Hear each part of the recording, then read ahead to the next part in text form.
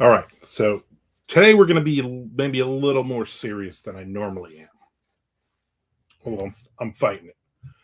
First, I want to thank everybody for watching these videos, for subscribing to my YouTube channel, for making this worth it for me to record all these videos, to write live Monday, Wednesday, and Friday, and to hopefully share some knowledge of almost 40 years in this crazy business we call a writing career. And I get to share my opinion on everything and anything. So today we're going to talk about something that is kicking my butt today, and that is depression. So I'll give you a little quick backstory.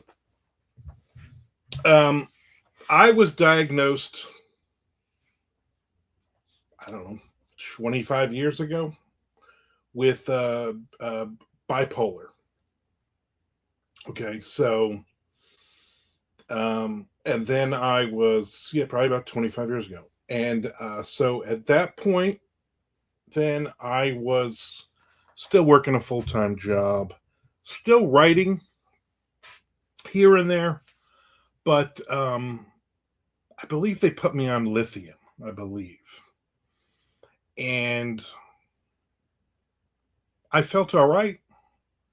I didn't have the peaks and the valleys. So with bipolar, with any kind of depression, for me it is, and everybody's different, peaks and valleys.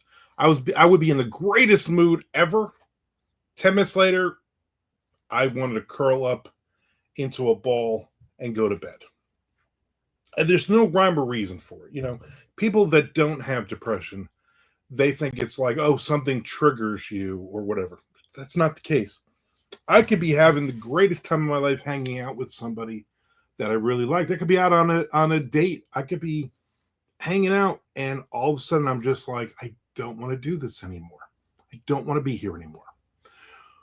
Or I could be in a very stressful situation. I could be, I remember many times I would be at work, and like a regional manager or district manager, somebody was coming in and to look over my store or whatever, and retail management, and I would just be in a great mood, and it had nothing to do with this person coming in to crap all over everything my store was doing. It was just cycle, and I would cycle, and there were times where I would cycle like 3 or 4 or 5 times per hour. Great mood, bad mood, great mood, bad mood, great mood, on and on. And it was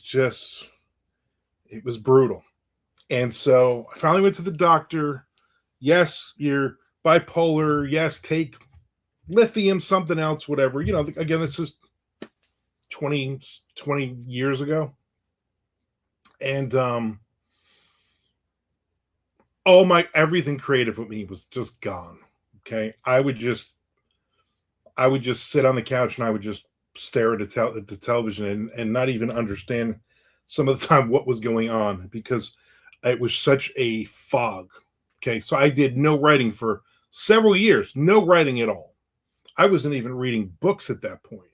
There was nothing creative. There was just nothing going on. Quite. There's a picture of me from back then. I don't believe I have it anymore. I think I finally get rid of it. And I am at a Christmas party with someone, and I just have such a glazed look. I have this weird smile on my face that's not really a smile, and I just have this glazed look in my eyes.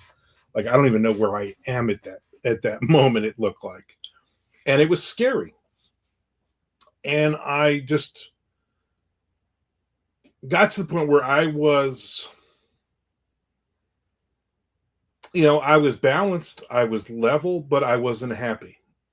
I was never happy. I was never completely sad. And I didn't like being in the middle there. And I knew my brain was fighting me and saying, you're really not happy. You're with a person who you're not happy with. Uh, I felt like they forced me to go on medication, even though at that point I think I needed it anyway. Um, I was all over the place. And so once it ran out, I stopped. I stopped taking it, and I didn't tell the person I was with. I didn't tell anybody. But after a while, they knew. After a while, but then I was creative again. Then I started writing again. I started doing stuff, and I was like, what's the trade off for me? And everybody's different. Again, Armand's opinion. My opinion is right now at this moment, as I'm recording this video, yeah, I probably need meds. Let's be honest. I need something to take the edge off. But then that edge also sliding off of that is also the creativity and everything else. And I don't want to do that. I don't want to trade that. Okay. So I've been now with my wife for, we 11 years we've been married, 13 years we've been together as I'm recording this. And she doesn't understand all of it. Okay. But I try to be aware when I'm cycling, when I'm in moods. Like today is a great example. This morning, she's like, all right, I'm going to work. I got stuff to do, blah, blah, blah. And she's like, what's the matter? She could just tell. And I just said, I'm cycling, and there's no reason for it. Okay. I didn't wake up. Nothing happened to me this morning that I was like, oh, I'm in a mood because this happened or that happened. Okay. My brain turned on is what happened. 5 o'clock in the morning, I got to get up to go to the bathroom because I'm old. And my brain, all of a sudden, that little voice in my head says, hey, what are you going to write after you're done with this Southern Gothic noir thriller book? You're about a month from completing that for this first draft. What are you going to write after that? And the other side says, I haven't thought about that. I don't know. I've just been working on this book and some short stories and a couple of chapters for my Patreon. But I have a list of stuff on my dry erase board that I could work on. I have 2 6-book series. Technically, I was going to work on. Those were going to be my self-published. I was going to put out, self-publishing, but I don't want to do self-publishing anymore. So I'm like, well, if I'm going to write another novel, it's a novel that I want to get an agent for, or at least get a publisher for, kind of thing. So what am I going to write? And then that took me, will you stop? That took me on a downward spiral, and it's just spiraled all day. So I've gotten no writing in today. I had a whole list of things to do today. I've done pretty much none of them. I ended up sleeping on the couch for a couple hours this morning till my wife got up. And then when she was off to work, I went back to bed and I slept for another hour. I've taken 2 naps today. So it's really kicking my butt. And this could last a week. This could last till, I don't know, till tonight. Come on. So annoying. Ugh. This is Maisie, everybody. She will just not leave me alone. So it's tough. And then when it comes to the writing, there are times where when I'm depressed and I'm like, imposter syndrome kicks in. I don't think I'm doing great. I look at my numbers. My numbers are off. Where I was making good money, now I'm not making that money anymore. My page reads are down on Amazon. My ebook sales are down. Print copies have dried up. Audiobooks are down. Everything's down. Everything is not going according to plan. And I've gotten no royalties are coming in from publishers. You get that, like, every quarter there's like 1 month where I get absolutely nothing from everybody. It's just the way it lines up. And so 4 times a year, I'm getting nothing in those months. And I've it's built into the system. I know, my goal is, hey, if I can get another publisher added with one of these books, maybe they'll pay me on they'll pay me on that month of the quarter, like whatever the middle one, February or whatever it is. And I know I just got to finish more. I just got to finish more books. I got to get more short stories out there. I got to just keep moving forward. Okay. Patreon makes me a couple dollars every month. YouTube ads are making me a couple dollars. I want to thank you for watching 30 seconds or more of ads as they're popping up, because that's how I'm getting paid here. Or buy a product. If you see a product on the bottom, you're like, that looks, you know what? That looks like a good coffee. I'm going to buy that coffee or that T-shirt or whatever. What are you jumping for? So all of that being said, it's different levels of the depression. So a lot of times I'm in a mood, I'm depressed. I'll jump on, I got YouTube Live Monday, Wednesday, Friday, noon Eastern Standard Time. I do about 90 minutes to 2 hours. And there's a group of people that at most days are coming in to the chat and we're talking. And there are times when I'm upfront with you. I'm like, listen, I'm in a mood. I need a distraction. Let's talk. Bring something up. Don't argue with me about something. I will rip your head off because I'm just in a mood and I'm depressed. And people will just start to, what's your favorite discontinued cereal from the 70s? Whatever, random stuff, music, whatever. And it's a great distraction, and it distracts me, even if it is only for that 90 minutes, 120 minutes.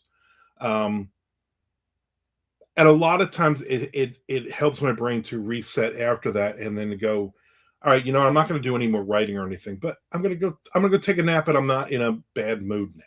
Or I'm going to go watch television, and I'm not in a bad mood now. Or I'm going to go read, so it helps like that. Just because I'm depressed doesn't mean I can't write all the time. I get days where I'm so depressed and I'm just like, I'm able to just hyper focus on a book, on a story. I did that the other day. I was just like, I had this idea for a short story. I don't feel great mentally. I don't feel good right now. And you know what? I'm just going to write this. I'm going to write as much of this story as I can. And I ended up writing like 3,500 word short story, finished, done. It wasn't even for an anthology or anything. It was just an idea I had for future use. And I just knocked that out. And I liked the story. And I did that while I was depressed. So there's no rhyme or reason to this. I always say, half jokingly, that as writers, we have to be insane. We have to be crazy to think that this is the right path to make money, to do anything that makes sense. It just doesn't make sense. The amount of time and effort we put into writing and the amount of reward back is ridiculously small. We're getting paid the same pay rates that people literally 100 years ago were getting paid. Okay. And I believe, if I'm not mistaken, that the cost of living from the 1920s to the 2020s, I believe it's gone up a little bit. I believe things are a little more expensive than they were back then. But yeah, we're still getting paid the same amount of money. We're still, it's kind of like being a baseball player. Here's an analogy. Here's the analogy part of this. If you're a baseball player and you strike out 7 out of 10 times, or you make an out 7 out of 10 times, you have a 300 batting average. 3 for 10. You're going to be close to a Hall of Famer.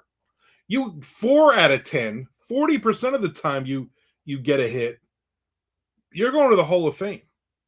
And that's crazy that it's so low, but that it's so hard. And it's kind of like if you write 10 short stories, if I write 10 short stories and 3 of them get accepted, I feel like that's a win.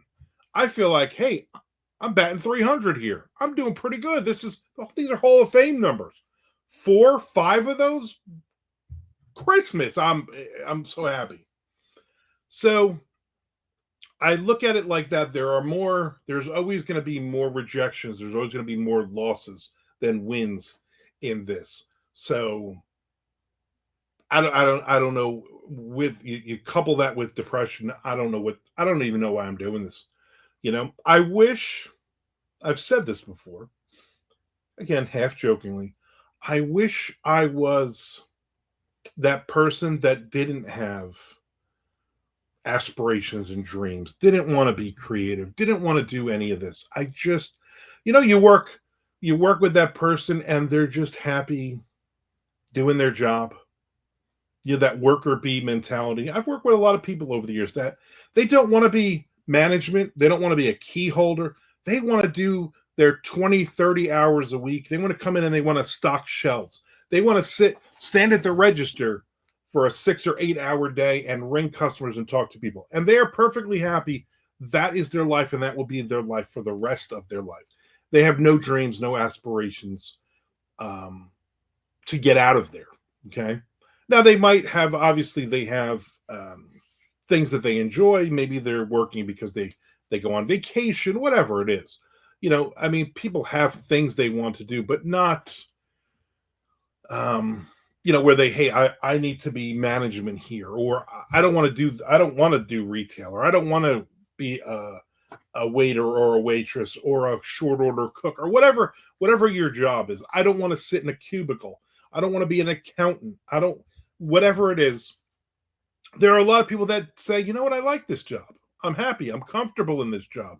This is what I'm probably going to do until I retire and start collecting Social Security. And I'm happy with that. I wish I was that person. I'm not that person. I always wanted more. Okay. Whether it was realistic or not.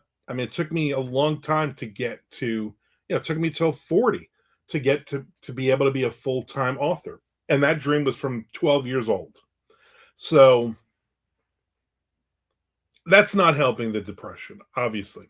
When I sit down and I look at numbers and I crunch the numbers and I say to myself, ooh, I made $1,000 this month, for instance. We're going to throw out a number. But I worked, I don't know, 300 hours this month on writing and the promoting and the career and all this stuff. So I made about $3 an hour. When you look at it that way, they're like, this is brutal. What am I doing? And I'm sure that adds to the depression. But it's not the sole thing. You always hear if I wasn't going to make another dollar, I would still write. I think I still would write. As cliche as that sounds, I think writing, for the most part, makes me happy. Creating characters and worlds and plots and stuff makes me happy. But not all the time. Not all the time, because now in my head, I'm like, what am I going to do next? And I've never had that problem. In 38 years or however long it's been since I started getting serious about this, serious-ish, there's always been 5 or 6 or 10 more ideas in front of me. I've always felt like I am never going to run out of ideas. I'm just going to keep writing and writing until I'm done writing. And will I have an idea? Yeah. In about 6 weeks, MondoCon comes up, which is my writer's retreat, where I'll have 7 or 8 people here. We'll all hang out for a weekend. We'll eat a lot of good food. My wife will cook, and we'll get some writing in. And my goal is, for that, I want to start a brand new novel. And now in my head, I'm like, I don't know what that novel is. I don't know where to go with that. Do I start one of the 2 different 6-book series that I have here and go, you know what? Maybe I write the first book in this like a standalone, but it lends for more. And the goal would be that I would be able to get an agent and a publisher, or even just a publisher that doesn't, a really good, solid small press, in the thriller arena. And maybe that's what I do. Maybe I write this next book with that in mind. But I don't know which one to do. Neither of these series are calling out to me right now.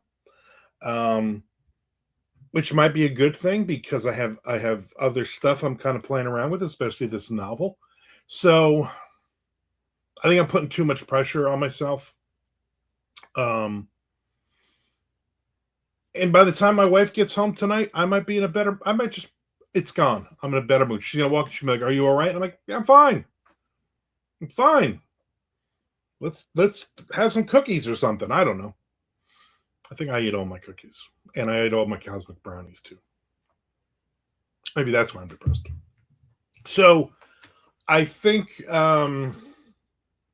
it's a struggle, and it's not like I can look on my planner and go, well, next Tuesday, I know is going to be a depression day, and Wednesday's going to kind of be bad, but I know Thursday's going to be a good day for me. Like you can't plan that out. Again, this depression might be a week, it might be longer, or it just might just dissipate for no reason. Okay.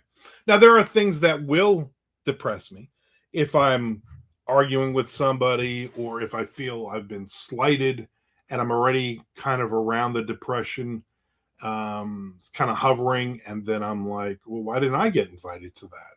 Well, why did somebody say that about me? Those kinds of things. Those add to it. By the same token, I get an acceptance for a short story or something, and I'm like, you know what? That puts me in a better mood. I mean, I'm human, you know. Stroke my ego. I'm gonna be positive about that. So, I think that there's one way to combat this, and that's to go back on meds. And then everybody says, anytime I've gone to my primary doctor for things, my wife will kind of throw it out there. Not that she wants to push me to go on meds, but she worries about me, and she asks. And it's when I've told the story of I don't know what I'm thinking it was lithium that I was on. I might have been on some other pill, and it just made me like a drooling moron. And the doctor, she's like, it's 20 years now. I mean, it's gotten better. You still might be creative. You still might be able to do your job and get rid of the kind of take the edge off of that. But I'm so worried that it's not going to happen. I'm so worried that I'm going to find myself staring into space again. And I don't want to do that. I don't want to chance that because I have nothing to fall back on. Okay.